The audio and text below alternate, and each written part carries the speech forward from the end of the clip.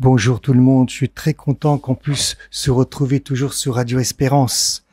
Et à travers ce personnage de Ruth, nous allons contempler et vivre toujours plus Marie aussi, bien évidemment, et Paul. Et donc à travers Marie et à travers Paul, vivre toujours plus du Christ ressuscité, vivre toujours plus de la Sainte Trinité en nous et autour de nous.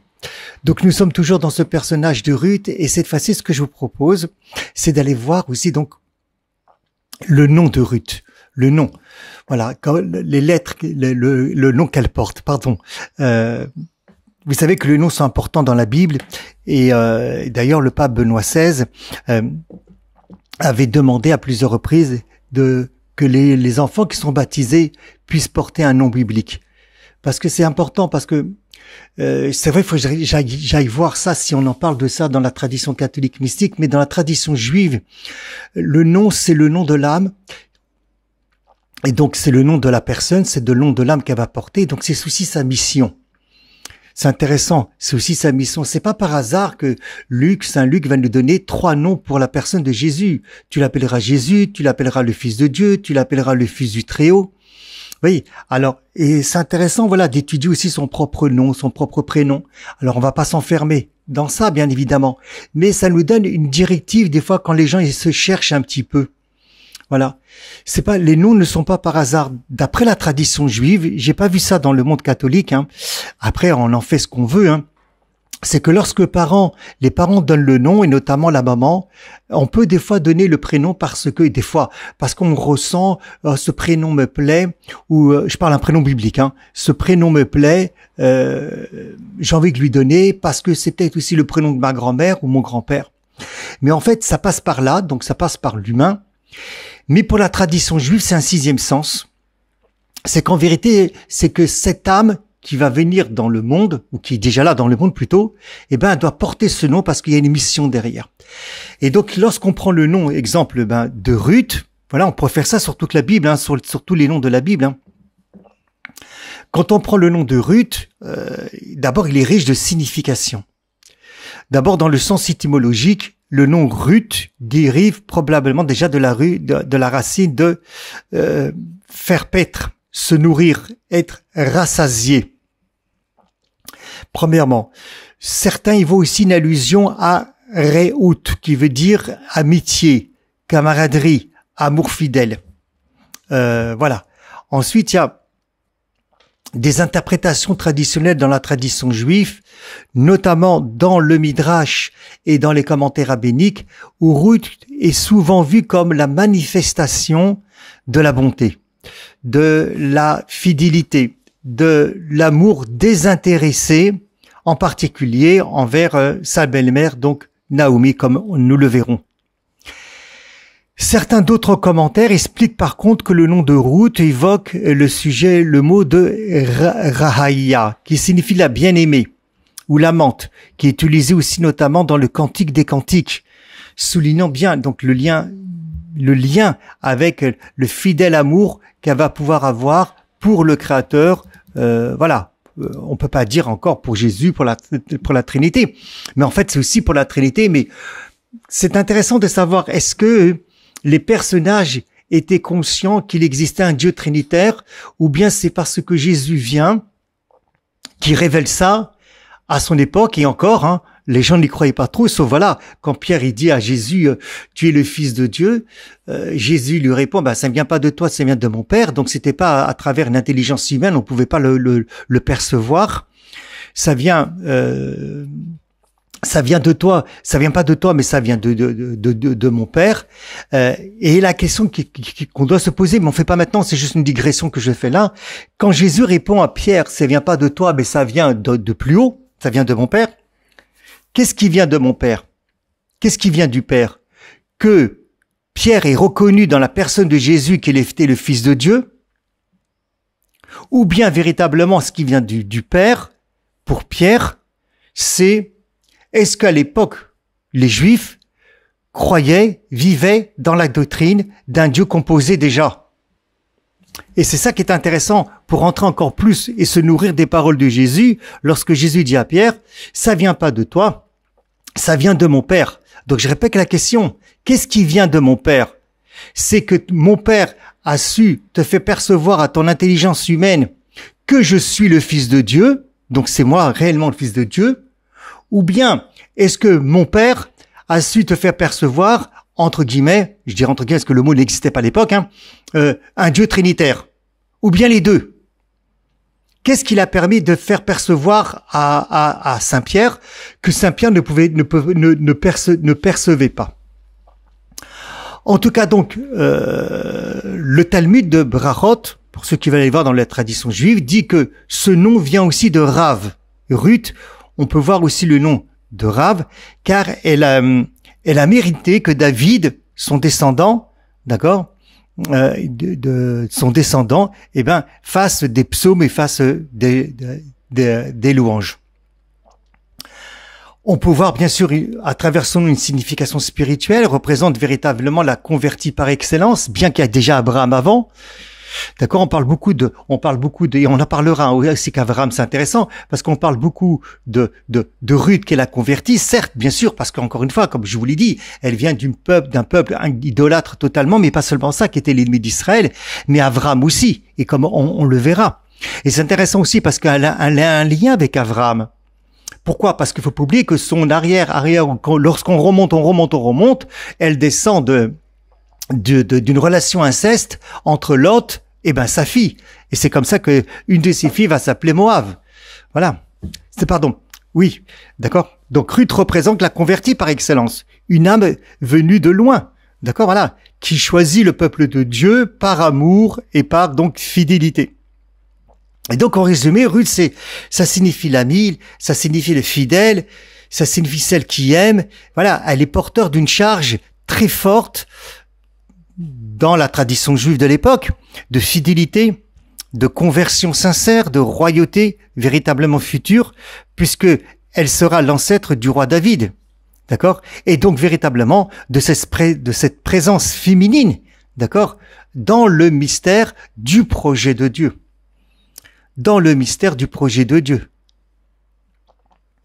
Ruth veut dire aussi, quand on prend les lettres de Ruth, on peut faire Thor qui est donc autour, en fonction comment on prononce, c'est exactement les mêmes lettres qui forment les lettres de Ruth en hébreu, et qui veut dire la tourterelle. Voilà, la tourterelle, elle est pure, elle est fidèle, elle a été utilisée autrefois même dans les corbanotes, dans les sacrifices, voilà. Donc c'est quelqu'un vraiment d'une conversion pure, un retour pur au point où on nous dira dans le premier chapitre, verset 1 chapitre 1, verset 16, ton peuple sera mon peuple, ton Dieu sera mon Dieu. Voilà, donc elle quitte sa terre, elle cherche, elle s'attache et elle se donne totalement.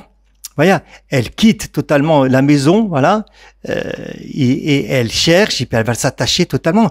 Et je dis que voilà, nous on lit ça comme ça maintenant, mais ça n'a pas dû être évident pour elle au niveau de sa sensibilité humaine. Rappelez-vous, on a parlé des convertis, c'est pas évident de tout quitter, surtout qu'elle était princesse. C'est pour ça que c'est important vraiment même dans notre société dans laquelle nous vivons aujourd'hui. Est-ce que nous sommes prêts à nous convertir aussi et à quitter certaines choses? Vous voyez, on parle beaucoup de quitter.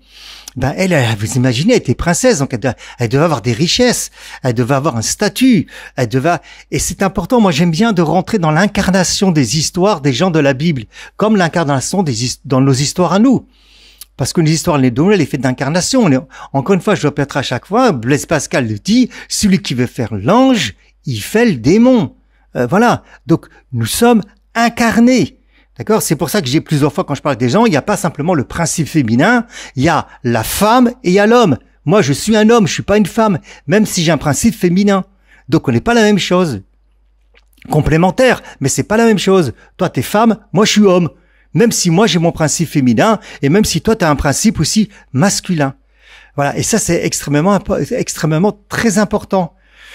Donc elle joue un rôle très important, mais ça doit être difficile de tout quitter, de partir totalement. On nous parle pas, c'est caché. Quelle était la réaction de son père? Est-ce que son père était vivant? Est-ce que ton père n'était pas encore vivant? Dans la tradition juive, on nous parle de la réaction de Terah, qui était le père d'Abraham. Et que Abraham s'est opposé à son père, il avait cassé les idoles. Rappelez-vous, lorsqu'on a médité dans les premières années de Radio Espérance le personnage d'Abraham. Donc c'est pas évident pour elle. Ça pas du tout être évident de tout quitter. Voilà, c'est pas simplement que du spirituel. Et ça, il faut faire très important. C'est pour ça que le personnage de Ruth nous apporte quelque chose dans notre société, à la fois de l'Église, des fois d'être trop dans le spiritisme ou le spirituel. D'accord? Et dans notre société, d'apprendre et d'essayer de savoir ce à quoi nous sommes encore attachés matériellement. C'est intéressant, ou matériellement et notre statut, et même des fois, ça même de l'Église, que des fois on a une responsabilité importante, donc on a un statut important, on est prince ou princesse entre guillemets, important. Est-ce qu'on est prêt à se détacher de cela pour laisser peut-être quelqu'un d'autre prendre une place à un moment donné? Voilà.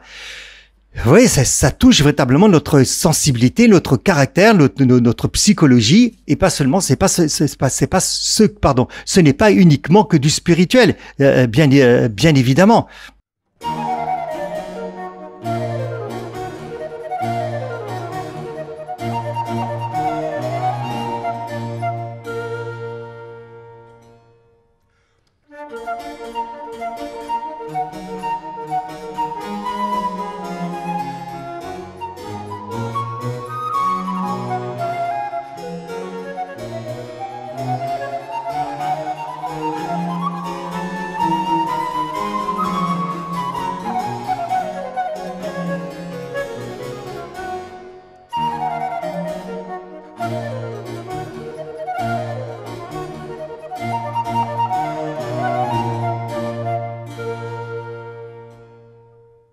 Et puis Ruth aussi, voilà, lorsqu'elle prend, mettons, la décision de quitter, elle ne retourne pas en arrière. Vous savez, ça fait penser à une phrase de Paul. Paul l'avait dit, moi je continue ma course, je retourne pas en arrière. Et là, ça montre quand même une autorité intérieure de la personne. Je pense que ce qui font aussi des grandes personnes, véritablement une dévotion, un attachement à Dieu, sans échelle de valeur, attention, hein, c'est de développer chez nous une autorité intérieure. Et j'ai pas dit d'être autoritaire, mais une autorité intérieure. Oui, parce qu'il faille vraiment une autorité, même si on va dire la grâce, même si Dieu bien sûr l'a aidé, bien évidemment. Mais Dieu fait pas sans nous non plus. Voilà. Il a voulu, il peut faire sans nous, il fait ce qu'il veut, quand il veut, où il veut. Mais il a décidé de pas faire sans nous. Bon, voilà. Je vais pas aller contre sa décision. Il a décidé de pas faire sans toi, point barre. Donc il va attendre ton acte d'autorité aussi. Bien évidemment. Donc où est-ce que nous en sommes, nous, par rapport à nos actes d'autorité? Ou bien l'acte d'autorité est mal vu, surtout dans notre société. Et surtout si c'est une femme qui a de l'autorité, elle va dire attention, on est tombé dans une société hyper féministe, une femme qui porte le pantalon, excusez-moi du terme, qui a de l'autorité, elle a dû avoir des problèmes avec ses parents, ou peut-être c'est un problème psychologique, il faudrait voir exactement pourquoi elle développe l'autorité. Certes, mais il y a besoin d'une autorité. Regardez Paul. Il a une autorité, d'accord, ce qui lui permet de tout quitter. Je pense la volonté est liée avec l'acte d'autorité. D'ailleurs, c'est évident. Je vous donne un exemple très simple. Un roi, on obéit à sa volonté parce qu'il a de l'autorité. Donc, on a un roi à l'intérieur qui est le Christ. Voilà. Ou bien on pourrait dire il y a deux rois en nous, hein, comme diraient donc les Juifs, le Yetzer Hara, le Yetzer Tov, le penchant vers le mal, le penchant vers le bien, ce que Paul dira le vieil homme et le nouvel homme, et puis qui va conquérir cette ville, ou qui va conquérir ce royaume qui est notre corps, nos membres, c'est-à-dire la façon de parler, la façon d'écouter, la façon de marcher, la façon de réfléchir, la façon de percevoir les choses. Voilà, et puis il va y avoir un combat intérieur. Donc, oui, c'est important de développer cette autorité intérieure. Et je ne pourrais la développer, ou bien naturellement, c'est une autorité humaine que je peux recevoir à la fois peut-être de Dieu, pour un travail, pour une mission, ou je la reçois parce que mes parents étaient dans certaines choses. Donc voilà, Dieu m'a donné une telle autorité par rapport à mes parents. Donc j'ai été éduqué comme ça. Et puis en même temps, je la reçois de Dieu. Pour le bien commun, pour l'édification de l'Église, pour les gens que vous êtes autour de vous, et déjà en premier lieu, pour vous-même.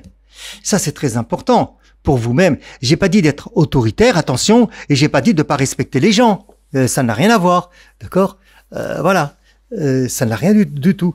Mais d'ailleurs, j'avais écrit un des livres que j'avais écrit il y a très longtemps, il y a un moment déjà, ça s'appelle Oser être soi-même, finalité de l'incarnation. Pour ceux qui veulent l'acheter, peuvent le voir c'est l'édition Salvatore. Mais oui, d'apprendre à oser et oser être soi-même. Et là, Ruth, elle a osé être elle-même.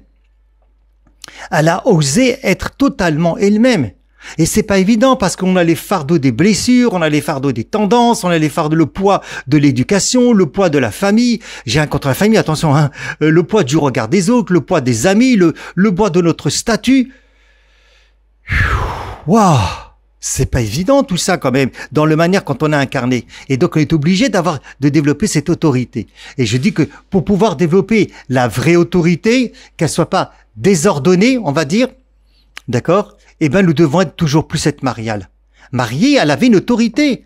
Point barre. À Cana, on le voit. Alors, c'est vrai qu'on reprend à chaque fois les mêmes exemples. Bah, c'est normal. On n'a pas beaucoup de choses sur Marie. Bah, qu'est-ce qu'on fasse? Il n'a pas beaucoup de choses, on n'a pas beaucoup de choses. Si les évangiles avaient écrit beaucoup plus de choses sur Marie, on aurait plus de choses sur Marie. Parce qu'en 3 ans, quand même, de ministère, on aurait, si, en tout cas, Marie va intervenir à plusieurs reprises. Elle va pas simplement, je pense pas qu'elle va intervenir uniquement qu'à Cana. Bon, alors voilà. Alors après, donc il faut aller tomber dans les mystiques, ceux qui croient pas, aux discussions entre Jésus et Marie à travers, exemple, les mystiques de Maria Valtorta. Est-ce que c'est vrai, est-ce que c'est pas vrai? Peu importe.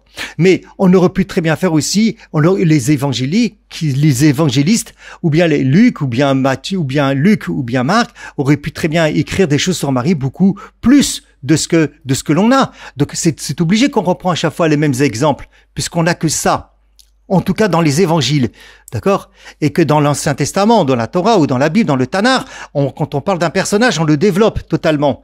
Voilà, on le développe. Mais on voit bien l'autorité mariale ici. Il y a une autorité mariale. Marie, elle est reine. Donc, vous pouvez avoir une autorité, cette autorité mariale, vous la demandez, surtout la femme. Ce qui va sauver le monde, de toute façon, c'est la femme. Ou c'est à moi en tant qu'homme, c'est mon principe féminin. Voilà. C'est comme ça fonctionne. C'est Dieu qui l'a voulu comme ça. Tout sort par la femme. Tout donne naissance par le féminin, c'est pas par le masculin. Le masculin aussi a son rôle. Je suis pas venu pour être servi, mais pour servir. Voilà c'est quoi le rôle du masculin. Comme le soleil qui sert la lune. Comme le soleil qui va servir la terre. Et c'est pas parce que qui sert la terre ou qui sert la lune qui perd sa puissance de soleil. Il reste soleil, il devient pas lune. D'accord? C'est pas la confusion des genres. Il reste soleil avec toute sa puissance de soleil. Comme Saint Joseph, il a son autorité de mec, excusez-moi du terme, il a son autorité d'homme, mais il est là pour servir. Et hop, il prend Marie, il prend Jésus, il va là-bas en Égypte. Il faut une autorité, c'est obligé. Tout se fait par, sinon il n'y a pas d'ordre, il n'y a pas de ordre, il n'y a plus rien. Il n'y a pas d'ordre même à l'intérieur de nous. Donc c'est d'être toujours plus marial, de demander à Marie cette grâce, de développer cette autorité intérieure. Voilà, et c'est grâce à Ruth. En tout cas, grâce à Dieu toujours, bien sûr, vous me comprenez ce que je veux dire, mais c'est pas Ruth, et grâce à Ruth, grâce à son autorité, qu'on va reprendre le chemin et qu'on va faire descendre le Messie. Donc encore une fois, vous voyez, la femme, elle est au centre. Et c'est pour ça que le serpent, il attaque la femme. C'est pour ça que le serpent attaque la femme. Et le serpent qui attaque la femme, c'est dans toutes les générations. Et le serpent, lorsqu'il attaque l'homme, il attaque l'homme dans son principe féminin. Et c'est pour ça qu'après que son principe masculin de l'homme, ou le côté masculin de l'homme, il est chaotique. Parce que son principe féminin est au départ chaotique. Où est-ce qu'on le voit? On le voit déjà dans la Bible, dans le premier verset de la Genèse. Deuxième verset. Et la terre, elle était 4 choses. On va pas rentrer dedans. Allez, je vais le dire en hébreu. Tohu, Bohu, Rocher, Pnétéum. Tohu et Bohu, et puis Rocher, obscurité, Pnétéum à la face de l'abîme. Et c'est la terre, c'est pas le ciel. C'est la terre qui va pas. C'est le problème de la terre. Voilà. Parce que c'est évident. Dans toute notre trajectoire de vie, on est comme une terre, on perçoit les choses, donc on reçoit les choses. On reçoit la vie, on reçoit les parents, on reçoit les disputes quand on est tout bébé, les disputes avec les parents s'ils se disputent. Toute notre vie, c'est recevoir, on reçoit des informations. On est comme une terre, conscient ou inconscient. Et Ruth, elle a cette autorité. Et elle part. Ça ne veut pas dire qu'elle n'a pas souffert, ça ne veut pas dire qu'elle n'a pas été triste, ça ne veut pas dire que c'était facile, mais elle a cette autorité. Voilà. Donc nous devons demander à Marie et de vivre toujours plus marialement parlant pour vivre dans cette autorité. Voilà. Et c'est pour ça qu'elle quitte, elle arrive à quitter comme Dieu demande à Abraham de quitter. C'est intéressant parce que Dieu dit à Abraham quitte. Et là, on voit pas que Dieu dit à Ruth quitte. On rentrera aussi dans ça. C'est intéressant parce que plusieurs fois, moi, j'avais entendu des questionnements comme dit, oui, mais moi, Dieu me parle pas. Et puis on dit, mais si Dieu te parle, mais peut-être t'entends pas parce que Dieu l'a parlé à Abraham, il lui a dit de tout quitter dans Genèse 12:1. Mais à Ruth, on ne voit pas que Dieu dit à Ruth, quitte. Alors elle a été poussée, bien sûr, par Dieu. On peut rien faire sans Dieu. Mais on ne voit pas un ordre de Dieu directement donné à Ruth. Et c'est je me disais, et j'ouvre une parenthèse, mais il faudra bien aussi l'approfondir ce point-là, lorsqu'on abordera les versets. Est-ce qu'on voit déjà Dieu donner un ordre à la femme dans la Bible?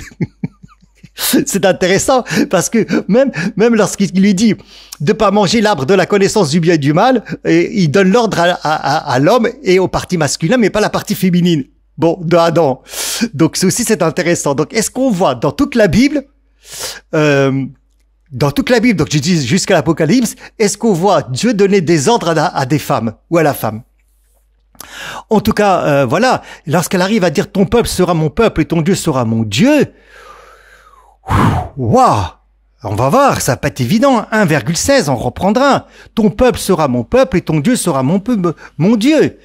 Abandonner son peuple, donc c'est tout le côté humain, tout côté de la culture, tout côté de la psychologie, la sensibilité. Et elle arrive à faire une croix de ça. Vous voyez, c'est pas des mots simplement. D'accord? Celui qui veut me suivre, qui prenne sa croix. Et que ton Dieu sera mon Dieu. Et donc, elle coupe aussi avec le côté de sa propre spiritualité. Vous imaginez l'autorité de ça? Attends, vous imaginez l'autorité de ça?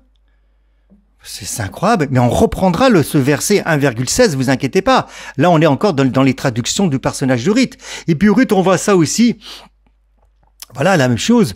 Alors, bien sûr qu'on peut voir avec Marie, d'accord, que Marie, elle était pleine de grâce, et donc elle s'est offerte totalement à Dieu, d'accord, à Jésus, à la mère du Messie, d'accord. Et comme Ruth, Marie, plus tard, va dire oui, que tout advienne selon ta parole, dans Luc 1,38, comme Ruth, qui dira dans 1,16, ton peuple sera mon peuple, ton Dieu sera mon Dieu. Et ben, c'est la même chose qu'a dit Marie, de manière différente, parce qu'elle est déjà dans le peuple hébreu, et elle croit déjà en Dieu. Bien évidemment, il y a la vie de Dieu.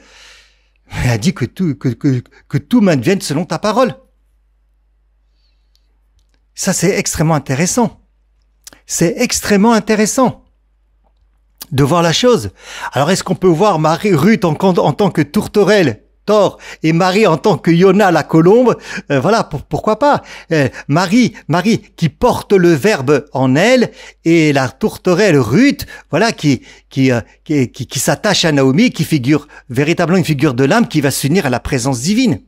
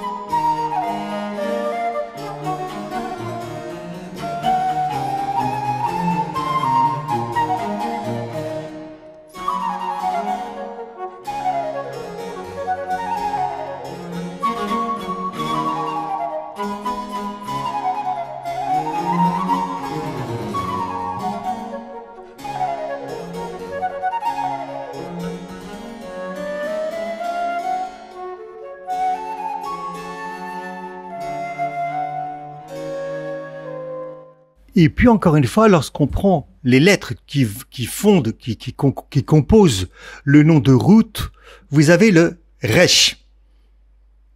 Le Resh, c'est la 20e lettre de l'alphabet hébraïque. Vous pourrez aller voir sur Internet.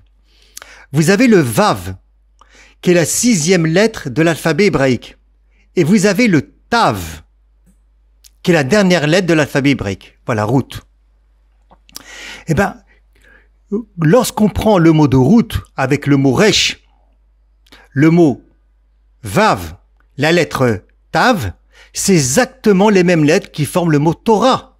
Parce que Torah, c'est quoi? C'est la même chose, simplement c'est inversé. C'est le Tav, on le retrouve dans Ruth. C'est le Vav, on le retrouve dans Ruth. Et c'est le Resh, on le retrouve dans Ruth. Simplement avec un He à la fin. C'est ça le mot Torah. Or,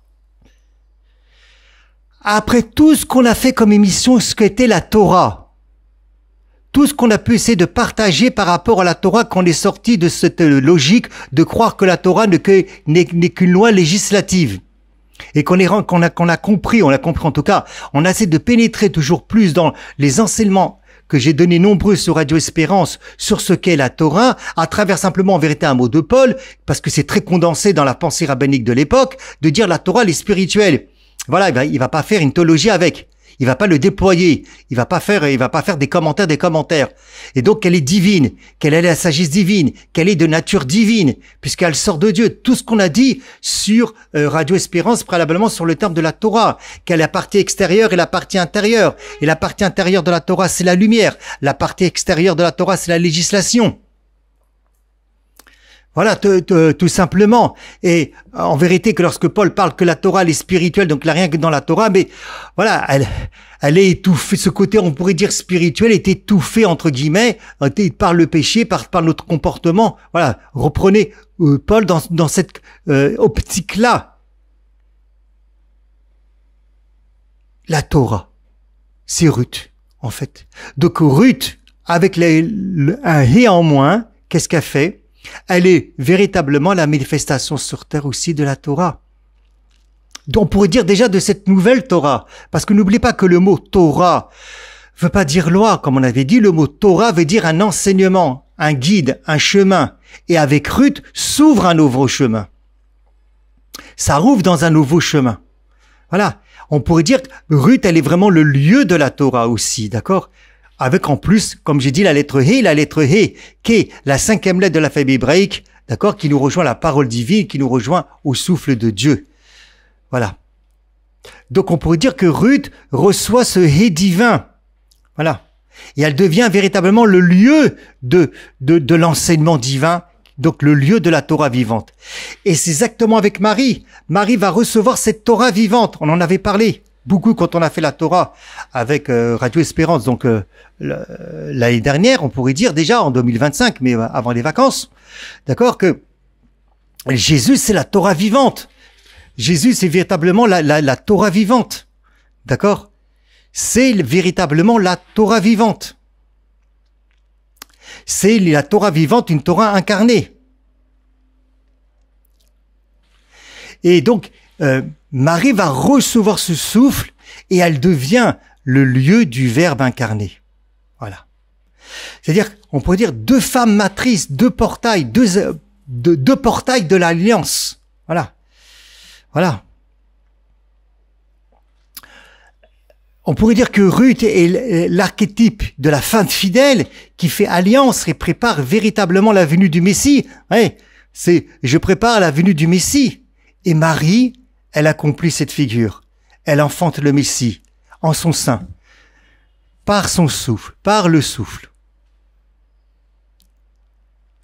Et tous deux, on pourrait dire que ce sont comme des tourterelles mystiques, des âmes qui sont totalement offertes, qui s'offrent à Dieu, de manière bien sûr différente, avec une mission différente, bien évidemment. C'est pas du copier-coller, c'est pas du plagiat.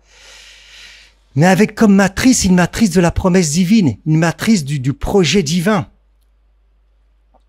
Voilà. Et on pourrait faire une prière. Voilà, moi j'aimerais faire après voilà une prière par rapport à tout ce que déjà qu'on a dit. Et voilà, je vous propose dans les champs moissonnés de Moab, une femme s'est levée. Pauvre d'origine, riche et de fidélité, elle suivit la présence comme l'ombre suit la lumière, Ruth, tourterelle de l'exil. Tu as murmuré ton oui sur les routes de la soif, et Dieu t'a choisi pour semer la lignée du roi. Mais voici qu'un autre souffle descend, non plus dans le blé, mais dans une vierge cachée. Marie, colombe du silence, fille de lumière, épouse du souffle. Ton sein, devient un buisson ardent, où la parole prend chair, où la Torah devient enfant, où l'infini se laisse porter. Tu es la Ruth transfigurée, non plus étrangère, mais demeure du Très-Haut. La présence divine se fait matrice, le Verbe se fait lait, elle a été, et la Torah se fait cœur battant.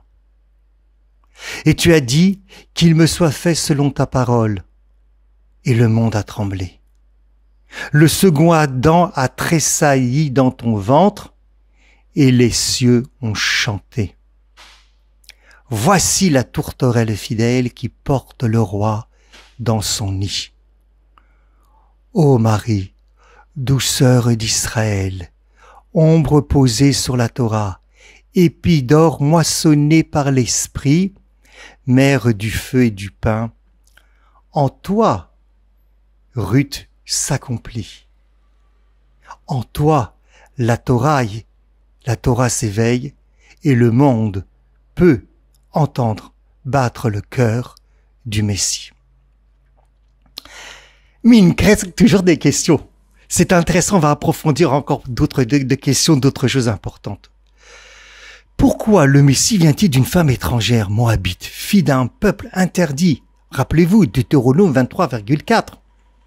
Pourquoi cette étrangère devient-elle la mère d'Israël? Attends, c'est incroyable.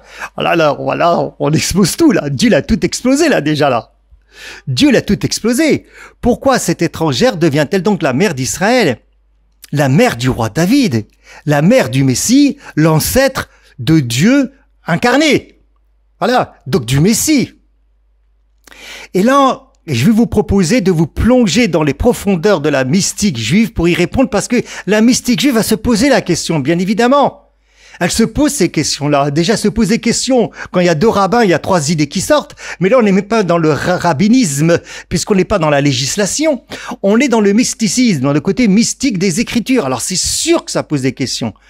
C'est sûr que cette image-là, ce personnage-là, ce choix de Dieu-là, c'est une folie. C'est une folie. Donc, il va falloir, pour les Juifs, trouver dans la mystique, d'accord, je vais pas dire une raison parce que tout est au-delà de la raison, mais d'essayer de pouvoir comprendre ce qu'on peut comprendre dans ce cheminement que Dieu prend pour pouvoir nourrir notre intelligence. Est-ce que ça va s'appeler dans la mystique juive le secret de la lumière cachée? En hébreu, on appelle ça le Or HaGanuz, le Or HaGanuz. La mystique juive enseigne qu'il y a d'abord une lumière primordiale. On le voit un petit peu, celle du premier jour de la Genèse 1,3, vous savez, où il y a marqué où la lumière est apparue. Et puis cette lumière, d'après la mystique juive, elle a été cachée. Alors où est-ce qu'elle a été cachée, cette lumière? Et c'est là, ça va être incroyable, et ça va rejoindre véritablement les évangiles. Et c'est pour ça que je dis à chaque fois qu'il y a pas de différence entre judaïsme et christianisme au niveau des évangiles, au niveau de la mystique. Parce que la mystique juive va le dire très clairement. La mystique juive va lui dire très clairement, qu'est-ce qu'elle va dire la mystique juive? Que, où est-ce qu'elle a été cachée? Non pas dans les auteurs, mais dans les plis les plus obscurs du monde. Dans les plis les plus obscurs du monde. Elle a été cachée là-bas, cette lumière. C'est-à-dire dans des personnes ou dans des sociétés, dans des cultures qui sont les plus obscures du monde. Et donc, pour retrouver cette lumière, il faut descendre dans l'obscurité.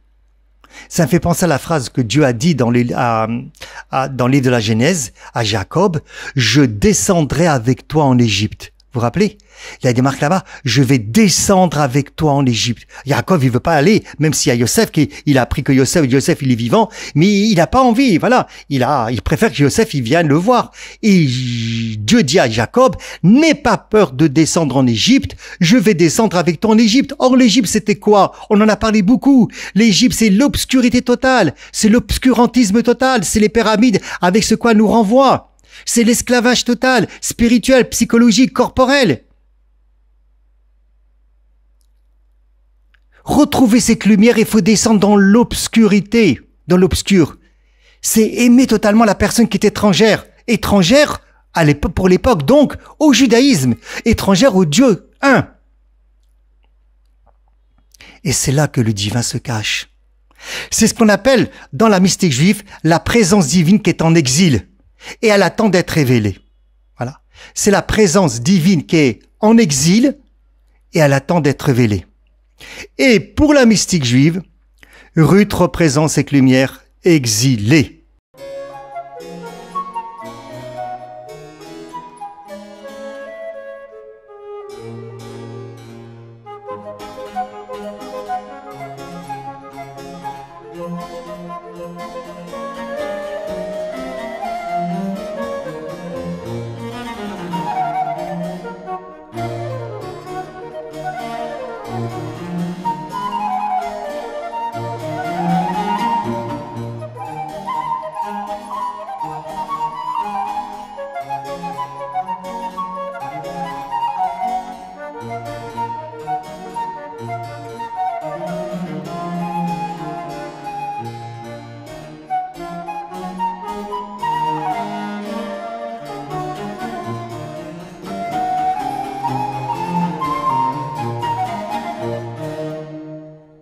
Et donc, Ruth va représenter cette lumière exilée, cette lumière oubliée dans Moab, un peuple qui est maudit.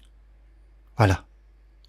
Et Dieu, dans son mystère insondable, d'accord?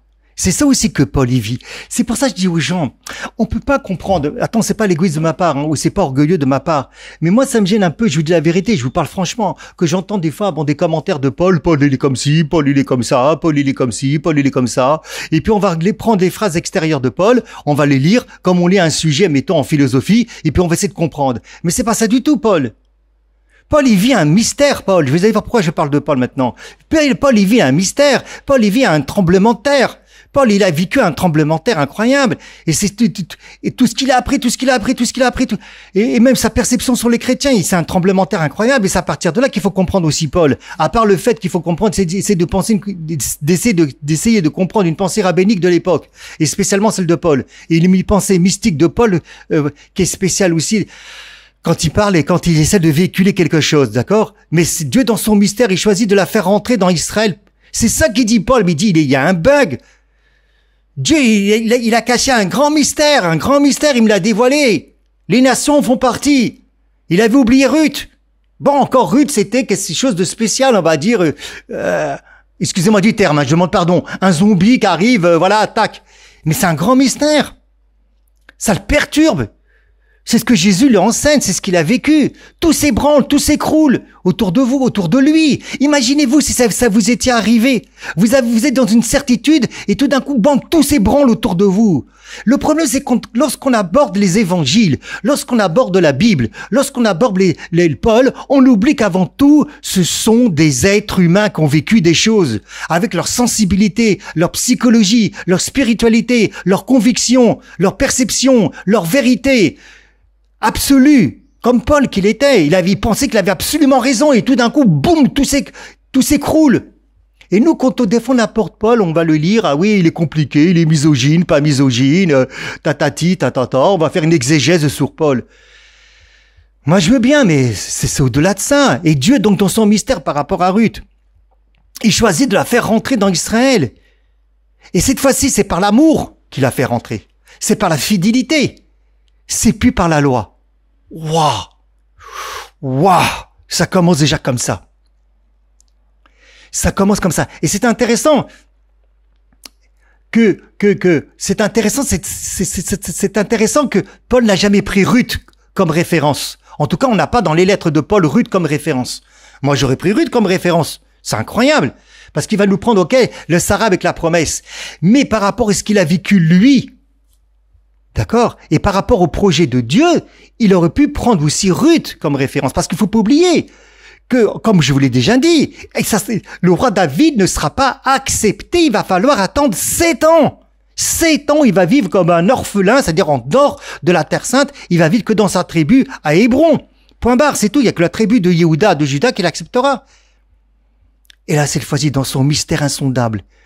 Pour les Juifs, insondable. Parce c'était le peuple élu, c'est pas possible, ça peut pas se passer comme ça dans la tête. Et tu pourrais dire, peut-être que Dieu a construit le peuple juif de cette façon-là, que c'est pas possible que ça se passe autrement. Même s'il y a des personnages qui sortent de extraterrestres, comme Ruth. Et là, cette fois-ci, c'est par l'amour et la fidélité. C'est plus par la loi. C'est plus par la législation. On approfondira ce sujet aussi au fur et à mesure. Et puis, pour la mystique juive, la mystique juive va développer quelque chose de très important qui sera repris par Sainte Marguerite Marie dans les apparitions de Jésus. Et donc, on peut faire des liens. Moi, des fois, je fais des liens entre ce que je vois dans la mystique juive et la mystique catholique. C'est magnifique. Et peut-être que je ferai un livre dessus aussi. Vous pouvez prier pour moi sur ça aussi. Voilà, de faire un livre sur cela. Pourquoi? Parce que dans les révélations que Jésus a données à Sainte Marguerite Marie, il y a le côté de la réparation. Eh ben, en hébreu, le côté de la réparation. Je rentrerai pas à la réparation de quoi, pour l'instant, parce qu'on fait pas Sainte Marguerite Marie. Mais c'est intéressant parce que au mois d'août, je suis parti dans un monastère et on m'a demandé de parler sur le cœur de Jésus, voilà, et donc de Sainte Marguerite Marie. Et j'ai fait un lien entre Sainte Marguerite Marie et la mystique juive, parce que on parle aussi de réparation dans la mystique juive. Simplement, on va utiliser le mot de tikkun. Voilà. Simplement, tikkun. Voilà. Le monde, il a été brisé. Voilà. À cause des péchés. Voilà ce que dira donc la mystique juive. Et donc, les étincelles ou la présence divine, elle est tombée dans des lieux, elle est complètement exilée. Et Dieu l'est pas aimé, c'est-à-dire qu'il n'est pas manifesté. Voilà. Je rentrerai pas plus dans les détails par rapport à ce qu'est le tikkun dans la pensée juive. Un jour, peut-être on le fera si on fait un jour Sainte Marguerite Marie ensemble. Mais en tout cas, voilà, c'est intéressant. Et Ruth, cette étincelle, si vous voulez, et cette énergie divine, cette présence divine, tombée totalement dans un pays de Moab, issu d'un passé hyper complexe, inceste entre Lot et ses filles. Déjà, regardez ça, oh là là là là là là là, ça va loin. Regardez ça. C'est que même si une personne, dans son ascendant, peut venir d'un inceste ou je sais pas ce qui s'est passé au sein de sa famille, Dieu peut rattraper les choses. Mais il faut pas que je vois Dieu simplement de manière spirituelle, mais que je vois Dieu en tant qu'aussi que psychologue, même si je dois aller voir des psychologues ou je sais pas, je dois aller voir des gens. Voilà. Ruth descend d'un inceste entre Lot et ses filles.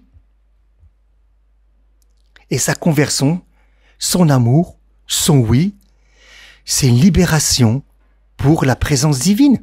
Elle témoigne de la présence divine. Donc c'est comme une libération pour la présence divine. Voilà. C'est comme Paul qui va témoigner de la présence divine du Christ. Et avant, pour Paul, le Christ, il était en exil. Voilà. Pour Paul, avant de la pensée de Paul, dans la perception de Paul, Jésus, Paul est dans l'obscurité totale. Donc il faut descendre dans l'obscurité totale. Et ce qu'a fait Jésus. Parce que Paul, il était dans l'obscurité totale par rapport à Jésus. C'est intéressant qu'il passe aussi par le côté de l'aveuglement.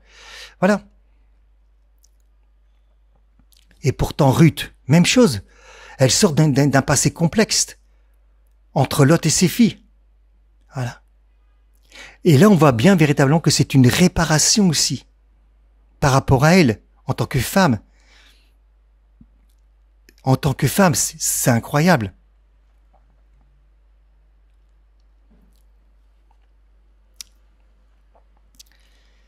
Et là, la mystique juive, les rabbins qui étudient la mystique juive vont dire que le Messie vient du lieu le plus bas.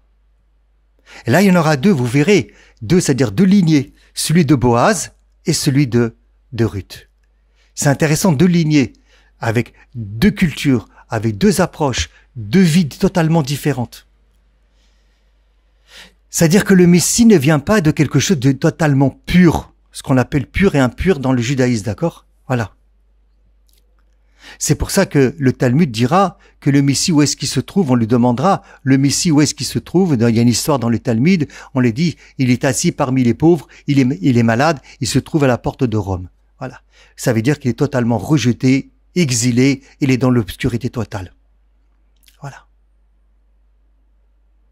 Et donc on voit que Ruth va faire germer le germe messianique, caché au cœur du rejet, en fait. Elle est cette matrice mystique, véritablement. Et rappelez-vous, on a dit que la Torah avait interdit que les Moabites, et pourtant Boaz va épouser Ruth. Et les sages donc diront plus tard, on en avait déjà discuté, mais je le répète, c'est important parce qu'on va revenir souvent. L'interdit ne concernait que les hommes moabites et pas les femmes. Voilà. Mais ça sera une relecture, d'accord, par rapport à ce qui se passe. Ça sera pour justifier rétroactivement l'action de Dieu. Ça sera pour rétroactivement, justifier ou comprendre l'action de Dieu, parce qu'on le comprend pas sinon. Et Boaz n'a pas pu se marier avec elle. Mais le message est clair. Dieu a ouvert une brèche dans sa propre Torah, dans sa propre loi législative. Et là, il fait passer autre chose. C'est l'amour. Mais l'amour ne va pas non plus sans les règles, attention, Et donc, c'est à travers cet amour fidèle et silencieux que le Messie est en train de rentrer dans le monde. Et on le voit pas. On le voit pas. Et que le Messie est en train de rentrer totalement dans le monde. Il y a un commentaire araméen qui dira, je sais pas si il y a des gens qui m'écoutent et qui connaissent l'araméen. J'étais voir des vieux commentaires araméens qui dit, Kol de itla ora. Vous voyez, c'est pas que l'hébreu. Des Kol de itla ora. Parce qu'en hébreu, on aurait dit or. En tout cas, Vechol de itla ora, inechnesa bechashcha ou metgalia bechashka. Toute lumière qui existe, elle rentre dans l'obscurité et se révèle dans l'obscurité. C'est de la folie. D'accord? C'est de la folie. C'est de la folie. Et bien sûr, après, des grands maîtres mystiques diront que la sainteté, donc la lumière divine, est cachée même dans les endroits les plus obscurs. Il faut seulement savoir la chercher, là où la trouver et là où la chercher. Comme exemple, on pourrait dire par rapport à la Samaritaine, par rapport où elle se situait. Amen et dans la joie. Soyez bénis.